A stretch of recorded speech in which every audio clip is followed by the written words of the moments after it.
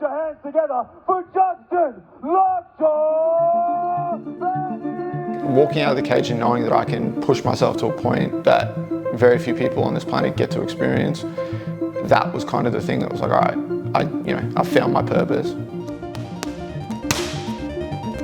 The adrenaline, the noise, the lights, the cameras, the crowd, that feeling of winning a fight. There's nothing on this planet, there's no drug or substance or anything else that can replicate that feeling. It's probably the best feeling in the world.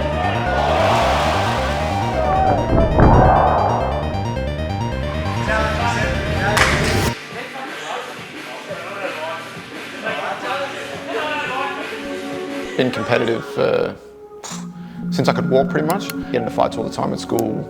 In South Africa, I went to a school where I was kind of one of 5 white kids in my whole school, so I got picked on by people just because, I was different. So being active in sport and sort of doing all the different sports, that kind of got that confidence and like a sense of purpose. And just from how I grew up, I think I was always going to progress to some sort of combat sport at some point. Now it's just been my life ever since.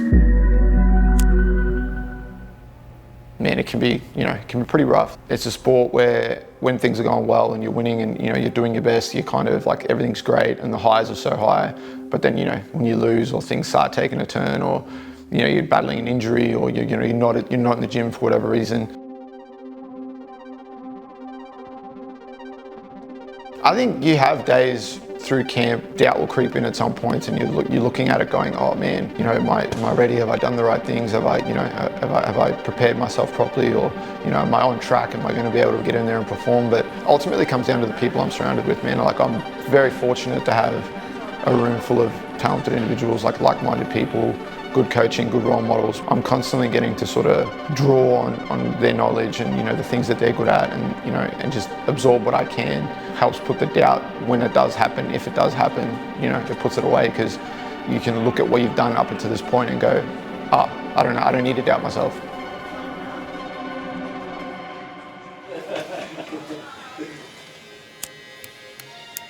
You kind of need to take those times to enjoy life outside of fighting, which I think I do a lot better job of now than I would have said like early on in my pro career, especially. I look at how much I've progressed now and how much better I'm still getting fight to fight, and I think that all comes back to having that balance where you're not just focused on the one thing.